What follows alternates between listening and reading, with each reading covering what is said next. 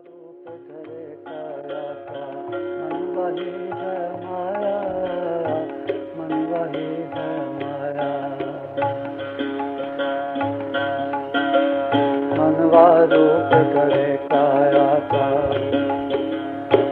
मनवा रूप धरे काया का मन वही है माया, मन वही है माया। रमा जगत में ऐसा मनवा, रमा जगत में ऐसा मनवा जग को ही वेदाया। मनवा रूप धरे माया का, मनवा रूप धरे माया का, मनवा रूप धरे माया का।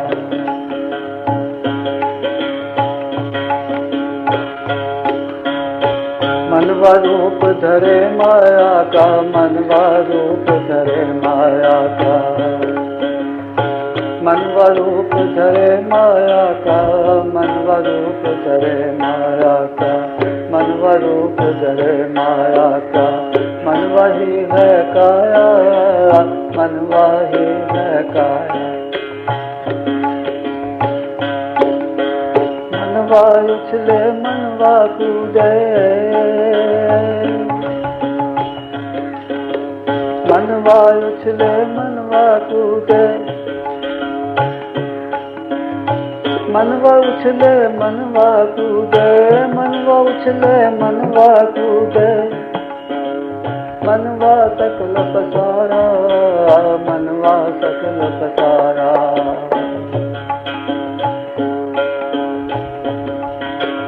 मनवा उछले मनवा कूदे, मनवा सकल पसारा।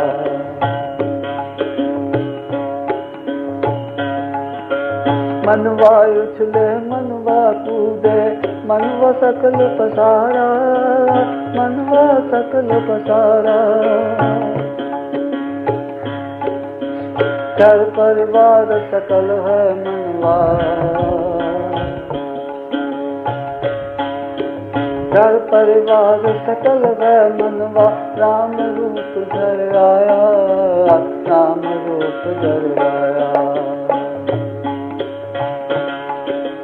मनवा रूप धरे काया का,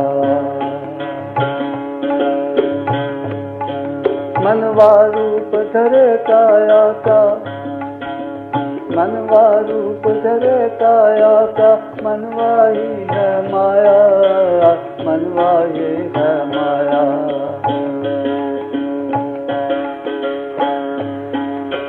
मनवा ही पक्षी है बनकर, मनवा ही पक्षी है बनकर। उड़े अनाश अनंता, उड़े आकाश अनंता।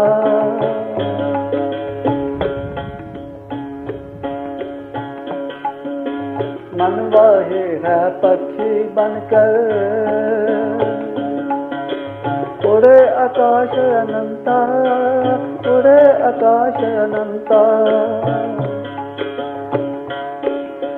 जल थल वायु रूप धरा है, जल थल वायु रूप धरा है। पकड़ न कोई पाया, पकड़ न कोई पाया। मनवा रूप धरे काया का, मनवा रूप धरे काया का, मनवा रूप धरे काया का। मनवा रूप धरे काया का, मनवा रूप धरे काया का। मनवा ही है माया, मनवा ही है माया। मनवा रूप धरे काया का, मनवा रूप धरे काया का।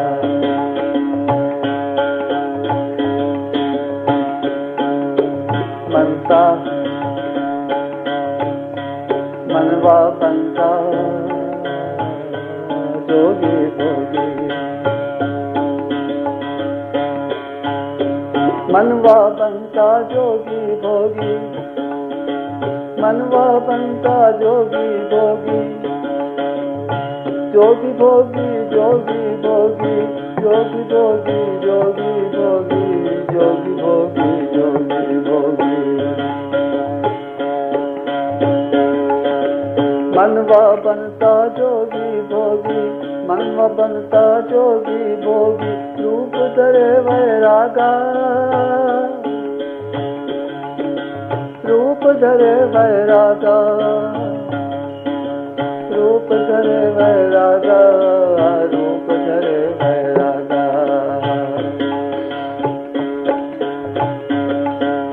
साधक बने आराधे ईश्वर, साधक बने वैरागे, साधक बने आराधे ईश्वर, साधक बने आराधे ईश्वर। क्या क्या हुई हुई आया, क्या क्या हुई हुई आया। मनवा रूप धरे काया का, मनवा रूप धरे काया का, मनवा रूप धरे काया का, मनवा रूप धरे काया का, मनवा रूप धरे काया का, मनवा रूप धरे काया का, मनवा रूप धरे काया का। मनवा ही है माया, मनवा ही है माया।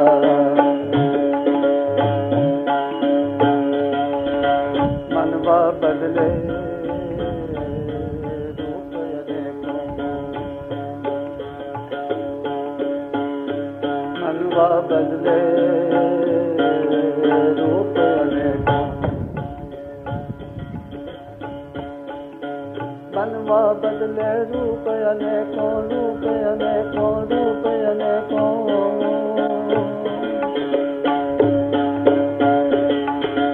मनवा बदले रूप अनेकों, मनवा बदले रूप अनेकों। संसारी ब्रह्मचारी, संसारी ब्रह्मचारी।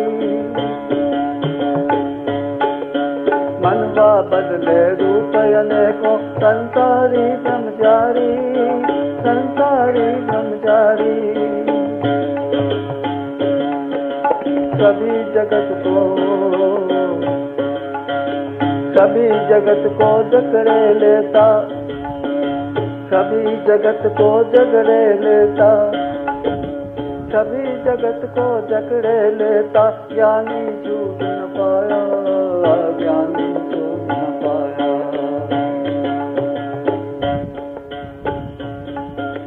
मनवा रूप धरे काया का, मनवा रूप धरे काया का, मनवा रूप धरे काया का, मनवा रूप धरे काया का, मनवा रूप धरे काया का, मनवा रूप धरे काया का, मनवा रूप धरे काया का। मनवा ही है माया, मनवा ही है माया।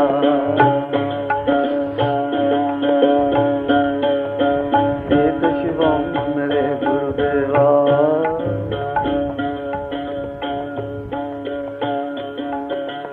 एक शिवम शरण गुरुदेवा, एक शिवम शरण गुरुदेवा, एक शिवम शरण गुरुदेवा। मनवा समझ न पाऊं, मनवा समझ न पाऊं। एक शिवम शरण गुरुदेवा, मनवा समझ न पाऊं, मनवा समझ न पाऊं, मनवा समझ न पाऊं, मनवा समझ न पाऊं।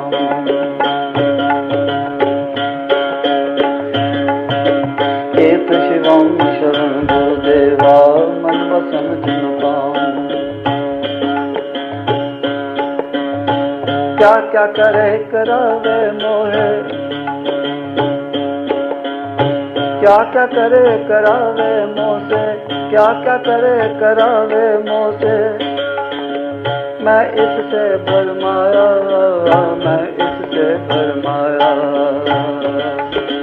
मनवा रूप धरे काया का, मनवा रूप धरे काया का।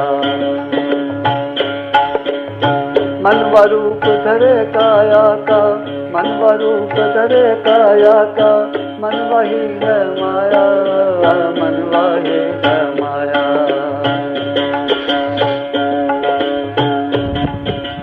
रमा जगत में ऐसा मनवा, रमा जगत में ऐसा मनवा, ऐसा मनवा, ऐसा मनवा। रमा जगत में ऐसा मनवा, जग तो ही वैदाया, जग तो ही वैदाया। मनवा रूप धरे काया का, मनवा रूप धरे काया का, मनवा रूप धरे काया का। इस भजन में आपने सुना कि मनुष्य का जो शरीर है वो उसके मन का ही विस्तार है। मन के अंदर जो जो संस्कार होते हैं, मन के अंदर जैसी जैसी वासनाएं होती हैं, वैसा ही ये स्थूल शरीर, वैसी ही ये स्थूल इंद्रियां विकसित हो जाती हैं। यदि उसके मन के अंदर मनुष्य बनने के संस्कार हैं तो वो मनुष्य का शरीर धारण कर लेता है। यदि उसके अंदर कोई पशु अथवा पक्षी बनने के संस्कार होते हैं तो वही संस्कार उदय होकर के और पशु या पक्षी के रूप में उसके शरीर का विस्तार कर देते हैं। ये सब मन के अंदर के संस्कारों का बाह्य प्रकटीकरण होता है। जैसा मन होता है वैसा शरीर जीव को प्राप्त हो जाता है।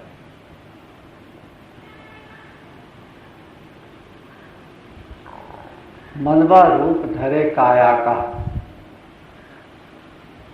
जैसी वासना होती है, जैसे अंतर में विकार होते हैं, संस्कार होते हैं, विचार होते हैं, उसी प्रकार का शरीर जीव को प्राप्त हो जाता है।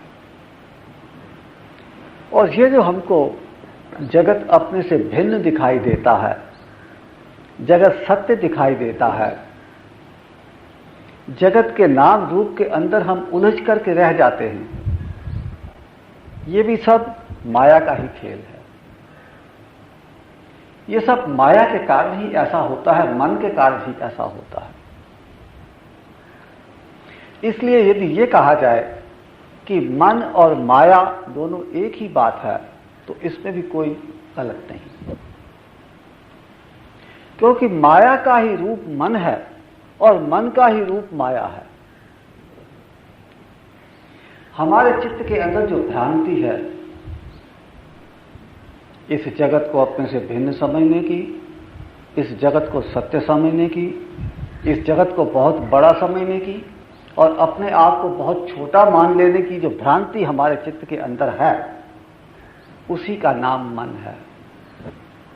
और उसी के मन के अंदर के संस्कारों का विस्तार ये स्थूल शरीर और ये स्थूल इंद्रियां हैं। मनवा रूप धरे काया का, मनवा ही है पाया।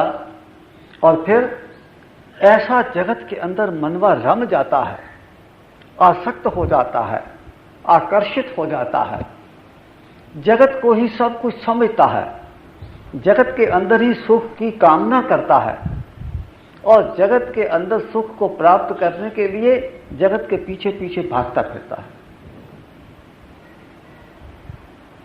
यह सब माया का ही खेल है, ये सब मन का ही खेल है। वो जगत के अंदर ऐसा आसक्त हो गया है कि अब उसको कितना भी मन को जगत से हटाओ, किंतु मन जगत से हटने को तैयार नहीं होता। आपने कभी देखा होगा जब भी आप साधना में बैठे हैं, जप करने के लिए बैठते हैं, आपको जगत के ही विचार आते हैं। उधर जाना है, ये काम करना है, उसको मारना है, उसको भगाना है, ये ऐसे करना है, ये कर लिया है, ये करना बाकी है। इस प्रकार जगत के विचार ही हमारे मन के अंदर घूमते रहते हैं। चाहे हम साधना के अंदर बैठें, जप के अंदर बैठें, ध्यान के अंदर बैठें, किंतु हमारे मन के अंदर जगत के विचार ही घूमते रहते हैं, क्योंकि हमारा मन जगत के अंदर आसक्त है, जगत के अंदर एकाग्र है, जगत के अंदर उलझा हुआ है। चाहे हम अपनी आंखें बंद करके बैठ जाते हैं, हमारी दृष्टि अंतर्मुखी होती है, किंतु हमारा मन और हमारा लक्ष्य बहिर्मुखी होता है। ये हम ढोंग करते हैं, दिखावा करते हैं कि हम साधना कर रहे हैं, हम जप कर रहे हैं, किंतु वास्तव में हम जगत का ही विचार कर रहे होते हैं। एक कहीं हमने पढ़ा ऐसा, कबीर साहब का लड़का था, कोई कबीर साहब को मिलने आया, कबीर साहब घर में हैं क्या? तो उसके लड़के ने कहा कि वो मोची की दुकान पर गए हुए हैं। अब कबीर साहब तो अंदर बैठे अपने ध्यान में थे, अपना जप कर रहे थे या जो कुछ भी कर रहे थे, और लड़का कहता है कि पिताजी मोची की दुकान पर गए हुए हैं। वो जब मिलने वाला आया था वो वापस चला गया। अपनी साधना से जब उठे कबीर साहब, उन्होंने लड़के को पूछा कि क्यों तुमने झूठ क्या को बोला, मैं अंदर बैठा हुआ था और तुमने उनको ऐसा ऐसा कह दिया। तो कहने लगा कि पिताजी आपका शरीर तो चाहे अंदर था, लेकिन आप अपने मन के अंदर तो मोची और मोची के दिए हुए जूते की ही बात सोच रहे थे ना। उन्होंने कहा हाँ भैया ये तो बात ठीक है। उस समय मेरा शरीर चाहे अंदर था, किंतु मेरा मन बाहर मोची की दुकान पर ही गया हुआ था। तो ये है मन की चंचलता, मन की उड़ान, मन की कल्पनाएं, मन की भावनाएं, मन के अंदर के विकार, विचार। मन जगत के अंदर ही लगा रहता है, मन जगत को छोड़ करके हटना ही नहीं चाहता। चाहे हम मन को कितना ही अंतर्मुखी करने की बात करें, साधना की बात करें, पूजा पाठ की बात करें, किंतु मन है कि जगत के ऊपर ही एकाग्र रहता है। ये बात दूसरी है कि वो अपने एकाग्रता का विषय बड़ी शीघ्रता पूर्वक बदलता रहता है। अभी यहां है तो अभी यहां है, तो अभी यहां है तो अभी उधर है, तो अभी उधर है, अभी चंद्रमा में है तो अभी सूर्य में है, अभी अमेरिका में है तो अभी इंडिया में, भारत के अंदर है, किंतु रहता जगत के अंदर ही है। और चूंकि वो अपना विषय बहुत जल्दी जल्दी बदलता रहता है, इसलिए हम उसकी एकाग्रता को चंचलता का नाम देते हैं। वो कोई ना कोई विषय अपने अभिमुख रखता है और क्षण मात्र के लिए उस विषय पर एकाग्र हो जाता है, और अगले ही क्षण उछल करके किसी दूसरे विषय पर चला जाता है, और फिर वहां जाकर एकाग्र होता है, किंतु क्षण मात्र के लिए फिर उछल करके तीसरे विषय पर चला जाता है। किंतु जगत किसी ना किसी रूप में और किसी ना किसी नाम से हमारे मन के अभिमुख बना ही रहता है। तो कहते हैं कि रमा जगत में ऐसा मनवा, जग को ही वो धाए। वो ऐसा आसक्त हो गया है, ऐसा रम गया है जगत के अंदर कि जगत से हटने का नाम नहीं लेता। हमारा शरीर उछलता है, हमारा शरीर कूदता है, हम जगत के अंदर कई प्रकार का विस्तार करते हैं, कई प्रकार का निर्माण करते हैं, कहीं घर बनाते हैं, कहीं धन कमाते हैं, कहीं अपने परिवार की पालना करते हैं। ये सब हमारे शरीर की जो उछल कूद है, ये हमारे मन की उछल कूद का बाह्य प्रकटीकरण मात्र है। यदि हमारा मन एक जगह पर स्थिर हो जाए तो शरीर भी स्थिर हो जाए। आपने देखा होगा कि जब जल प्रवाहित होता है तो जल के अंदर भंवर पड़ते हैं। जब जल स्थिर होता है तो उसके अंदर भंवर नहीं पड़ता। जब जल प्रवाहित होता है तभी उसके अंदर भंवर पड़ते हैं। इसी प्रकार से जब हमारा मन चंचल होता है तो हमारा शरीर भी चंचल हो जाता है। यदि हमारा मन स्थिर हो जाए तो हमारा शरीर चंचल नहीं हो सकता। तो हमारे शरीर की चंचलता का जो घनिष्ठ संबंध है वो मन की चंचलता के साथ है। हम अपने मन की चंचलता को दूर करने के लिए ध्यान का साधन करते हैं, जप का साधन करते हैं, पूजा पाठ करते हैं, कीर्तन करते हैं, कुछ करते हैं। किंतु यदि हमारा मन कभी किसी विषय पर एकाग्र हो भी जाए तो कोई ना कोई विषय तो अभिमुख होना ही चाहिए। जैसे हमने सूर्य के ऊपर अपना ध्यान एकाग्र किया तो सूर्य भी तो बाहर इस जगत का ही एक अंग है। अर्थात हम जगत से हटकर के अंतर्मुखी नहीं हुए। जब तक कोई विषय हमारे सामने है और वो विषय जगत से संबंधित है, स्थूल रूप में है, किंतु हमारे अंदर उसका ध्यान बना हुआ है, तो एकाग्रता की अवस्था में भी जगत हमारे सामने नहीं है। हम जगत से नहीं हट करके कहीं गए। तो यहां पर कहते हैं मनवा उछले, मनवा कूदे, मनवा सकल पसारा। ये सारा जितना भी संसार है हमको दिखाई देता है, ये सब मन का विस्तार है। यदि मन इस जगत से हटकर के अंतर्मुखी अपने आत्मा की ओर एकाग्र हो जाए तो जगत होता हुआ भी विलीन हो जाता है। जगत चाहे विलीन हो चाहे नहीं हो, किंतु जब इस मन से हमारी आसक्ति हट जाती है, हमारा लक्ष्य अंतर्मुखी हो जाता है, तो जगत रहते हुए भी नहीं रहता। जगत जैसा है वैसे का वैसा ही बना रहते हुए भी इसका अस्तित्व हमारे लिए समाप्त हो जाता है। इसी को योग में कैवल्य की अवस्था कहा गया है, जब केवल आत्मा रह जाता है। आत्मा को छोड़ करके अन्य दूसरा कोई जगत आपके समक्ष नहीं रहता, विलीन हो जाता है सब। यही कैवल्य की अवस्था है। तो यहां पर कहा मनवा उछले, मनवा कूदे, मनवा सकल पसारा। मनवा घर परिवार सकल है मनवा, नाम रूप धर आया। हमारे चित्त के अंदर जिस प्रकार के संस्कार होते हैं, हमारे मन के अंदर यदि किसी के प्रति घृणा का भाव है तो हमको वो कोई व्यक्ति या वस्तु या पदार्थ या दृश्य या प्राणी कोई भी बहुत बुरा लगता है। और यदि हमारे चित्त के अंदर संस्कार उसके प्रति राग के हैं तो वो चाहे कितना भी कुरूप हो, कितना भी बुरा हो, हमको वो बहुत अच्छा लगता है। जो शराबी है उसको शराब ही अच्छी लगती है, जो जुआरी है उसको जुआ खेलना ही अच्छा लगता है, जो भक्त है उसको भगवान का मंदिर ही अच्छा लगता है,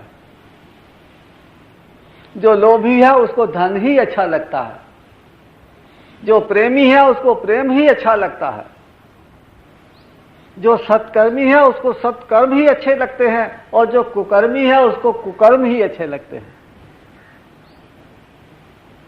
तो ये सारा जगत हमारे मन के विचारों और संस्कारों और भावनाओं के अनुसार हमको दिखाई देता है।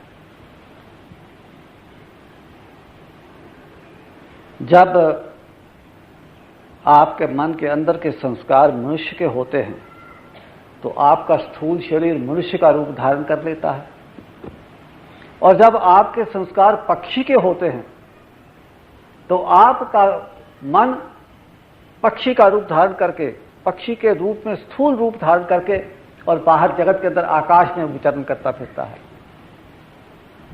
और यदि आपके चित्त में संस्कार किसी पशु बनने के हैं तो आप चार पांव बन करके एक पूंछ पीछे लटकी हुई है और मुंह आगे की तरफ बढ़ा हुआ आप 4 पांव पर आगे चलते चले जाते हैं, क्योंकि आपका मन ही ऐसा है कि आपको पशु बनना पड़ा है। आपका मन ही ऐसा है कि आपको पक्षी बनना पड़ा है। आपका मन ही ऐसा है कि आपको कोई मछली बनना पड़ा है। आपका मन ही ऐसा है कि आपको जमीन के अंदर छोटा सा कीड़ा बनकर के रहना पड़ता है। और आपका मन ही ऐसा है कि आपको मनुष्य रूप भगवान की कृपा से प्राप्त हो जाता है। किंतु यदि मनुष्य जन्म प्राप्त करके भी आपका चित्त संकुचित रहा, उदारता नहीं आई, यदि आपके चित्त के अंदर सत्वगुण की प्रधानता विकसित नहीं हुई, आपके मन के अंदर प्रभु के प्रति प्रेम जागृत नहीं हुआ, तो फिर मनुष्य शरीर व्यर्थ गया, नष्ट गया। फिर तो वही 84 का चक्र, वही पशु और पक्षी का जो चक्र घूमने लगता है, तो उसमें लाखों करोड़ों जन्म व्यतीत हो जाते हैं, एक के पश्चात एक निम्न योनियों के अंदर आप भ्रमित करते रहते हैं, घूमते रहते हैं।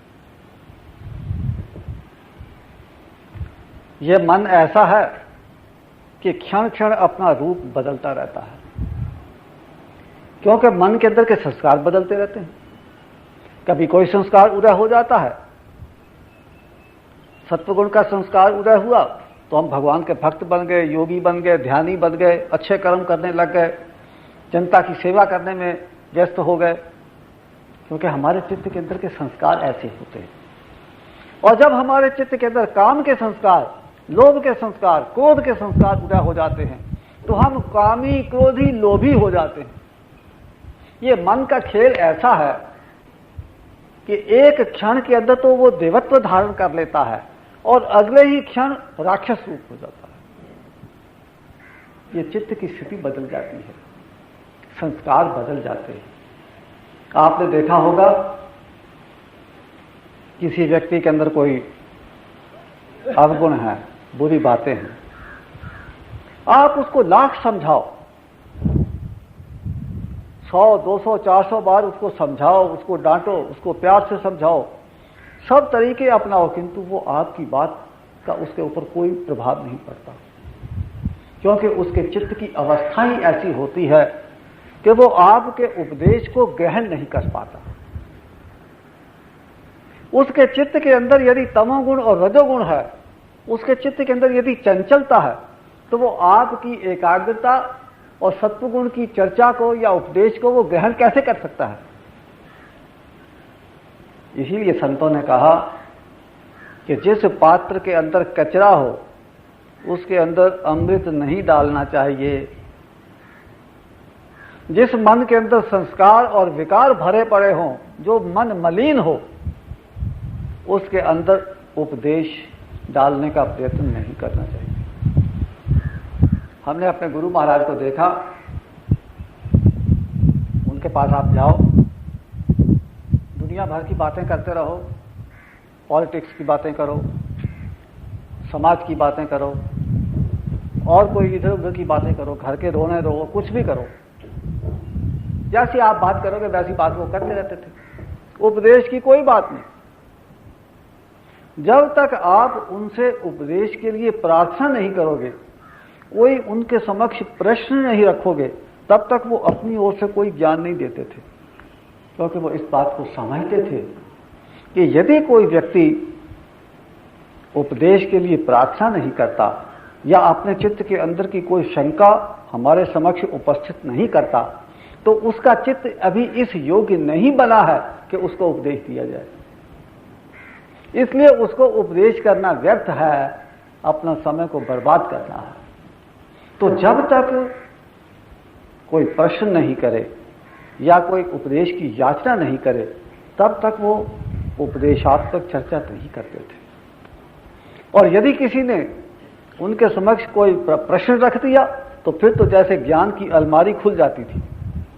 फिर तो एक के पश्चात एक, इस शास्त्र में वो लिखा है तो वो शास्त्र ये लिखा है, तो भगवान कृष्ण ने ऐसा कहा, तो राम जी ने ऐसा कहा, तो ये है तो वो है।